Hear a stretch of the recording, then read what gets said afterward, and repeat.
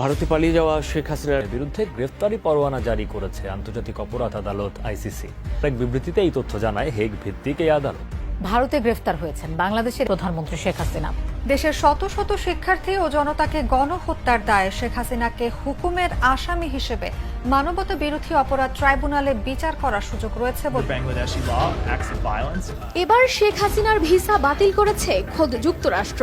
এর আগে যুক্তরাজ্যে রাজনৈতিক আশ্রয় নেওয়ার ইচ্ছা থাকলেও তাকে আশ্রয় দিতে ইচ্ছুক নয় বলে জানায় দেশটি। এতে করে পৃথিবীর শক্তিধর দুই রাষ্ট্রই শেখ হাসিনাকে গ্রহণে অস্বীকৃতির বিষয়টি নিশ্চিত হলো।